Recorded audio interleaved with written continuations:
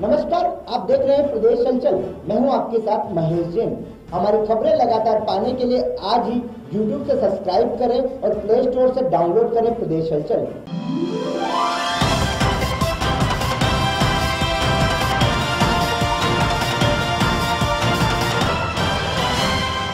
लोकसभा चुनाव की तैयारियों को लेकर नीमच में भाजपा कार्यकर्ताओं का वृहद कार्यकर्ता सम्मेलन आज आयोजित किया गया। लेकिन इस सम्मेलन में मंच पर भाजपा नेता बंसीलाल गुर्जर का फोटो तो छपा हुआ दिखाई दिया, लेकिन भाजपा नेता बंसीलाल गुर्जर पूरे आयोजन से पूरी तरीके से नदारद दिखाई दिए।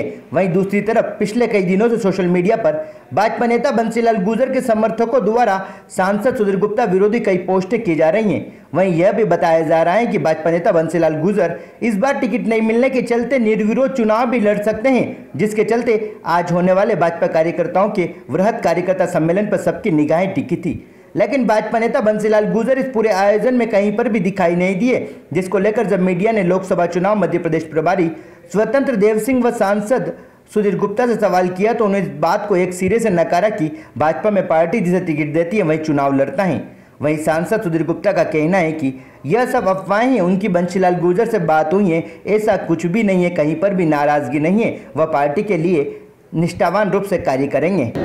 जो राज्य में हमें देख रहे हैं अपने भ्रमण में, जिस प्रकार अंदर लोगों के अंदर उत्साह है और जिस प्रकार वातावरण हमें दिख रहा है, मैं यही कह सकता हूं कि 29 सीटें हम जीतेंगे।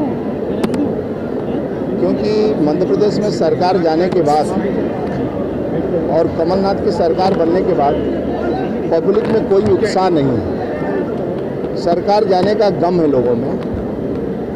दूसरी बात, सरकार आने के बाद कमलनाथ जी का भ्रष्टाचार चरम सीमा पर बढ़ा है। बसपा सपा जैसा हर विभाग का रेट तय हो गया है। जैसे उत्तर प्रदेश में दोनों लूटते हैं, उसी तरह कमलनाथ की सरकार भ्रष्टाचार के बारे में गरीबों को लूटा जा रहा है। इस राज्य के अंदर जो सपना दिखाया था वह सपना झूठ साबित हुआ है। और इसी तरह केंद्र में भी राहुल गांधी सपना दिखाते हैं तो न कर्नाटका में कर पाए अभी तक कर्ज माफ़ी, न मध्य प्रदेश में कर पाया, न पंजाब में कर पाए। केवल झूठ बोलते हैं और झूठ का सहारा लेते हैं। इसी तरह पिछले 60 सालों से ये झूठे प्रोपेगेंडा फैलाते हैं। जनता को पूरा विश्वास है कि मोदी जी के ही शासनकाल में कुछ हो सकता है, मोदी जी कुछ कर सकते हैं। इसलिए उनकी ईमानदारी पर, राष्ट्रभक्ति पर, उनके विकास के एजेंडा पर लोगों को विश्वास है। आज आपके माध्यम से मोदी जी को मैं बधाई देना चाहता हूँ और देश के वैज्ञानिकों को भी बधाई देना चाहता हूँ कि जिस क्षेत्र में आज हम सफलता अर्जित किए, हासिल किए हैं, सर्जिकल एयर स्ट्राइक के बाद दुनिया में मैं तीसरे नंबर पर आया। आज मैं दुनिया में चौथे नंबर पर शक्ति मिशन के रूप में हम लोगों का सम्मान पूरा देश को मिला है। आज चाइना, रूस और अमेरिका के बाद हम उस स्थान पर पहुँचे हैं। लेकिन 60 सालों से लोग पाकिस्तान के बराबर दाज करते थे, आतंकवादियों के बराबर हमें तौलते थे। लेकिन आज मोदी जी के आने के बाद 5 साल के अंदर इस देश का मान सम्मान और देशवासियों का दुनिया में मान सम्मान बढ़ा है। इसी प्रकार का लोग होना चाहिए नेतृत्व करने वाले। इसलिए आपके माध्यम से मैं वैज्ञानिकों और मोदी जी को बधाई देना चाहता हूँ।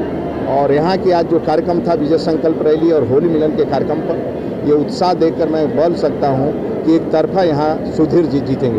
भाई साहब, सुधीर गुप्ता का टिकट फाइनल बंसीलाल जी जो गुर्जर है वो खुद भी टिकट चुनाव लड़ने की बात कर रहे हैं। देखिए, पार्टी के अंदर समस्त कार्यकर्ता एक लक्ष्य के लिए काम करता है, एक ध्येय के लिए काम करता है। न किसी का टिकट कटता है, न किसी को मिलता है। सभी कार्यकर्ताओं का समायोजन होता है, सभी की चिंता होता है। आपको मैं उदाहरण दूं कि बुंदेलखंड के अंदर आदरणीय रामनाथ कोविंद जी का लोकसभा का टिकट कट गया था। आज वह राज्यपाल बने, फिर राष्ट्रपति बने। इसलिए किसका टिकट कटता है, किसको सम्मान वहाँ मिलता है, सब कार्यकर्ता है और सभी कार्यकर्ताओं की पार्टी चिंता करती है। इसलिए किसी की टिकट नहीं काटती, न किसी को देती है। कमल एक चुनाव निशान बनता है। हम लोग इस पार्टी के लिए, राष्ट्र के लिए जीवन हमारा समर्पित है। मतलब ईमानदार बदनाम की बात कर रहे हैं मोदी जी और चौकीदार की जो बात की जा रही है, कहीं ना कहीं जो कांग्रेस की प्रत्याशी है सुश्री मीनाक्षी नटराजन, वो एक ईमानदार पृष्ठभूमि से आती है और कहीं ना कहीं सांसद सुधीर गुप्ता जी पे कई गंभीर आरोप लगे, टैंकर घोटाला, कई मतलब भारतीय जनता पार्टी के नेताओं ने आरोप लगाए। आपसे मैं पूछना चाहता हूँ, ये देश कौन चला रहा है? राहुल गांधी की नरेंद्र मोदी? नरेंद्र मोदी पर आपको कोई शंका है? एक बात कर रहा हूँ, ये सदन कौन चला रहा है, दुनिया में कौन पहचाना जाएगा? और मैं विश्वास दिलाता हूँ हमारे किसी सांसद की किसी प्रकार के किसी के ऊपर भ्रष्टाचार का आरोप नहीं लग सकता है। एक एक कार्यकर्ता हमारे ईमानदार हैं, एक एक नेता हमारे ईमानदार हैं, और ये कांग्रेस के लोग लूटते हैं। जितने आज हैं, जितने जमानत पर चल रहे हैं, देश के अंदर लोग जमानत पर चल रहे हैं, और कोई बचने वाला भी नहीं मोदी जी के शासन। आप मेरा विश्वास रखिए, न कोई खाएगा, न खाने दिया जाएगा, न सोएंगे, न सोने दिया जाएगा। बताइए, बंशीलाल जी गुर्जर आज भी प्रोग्राम में जाएंगे, आपकी बातचीत हुई है या चुनाव में क्या रहेगी? बंशीलाल जी हमारे मित्र हैं, पार्टी के प्रधान हैं, प्रदेश के महामंत्री हैं।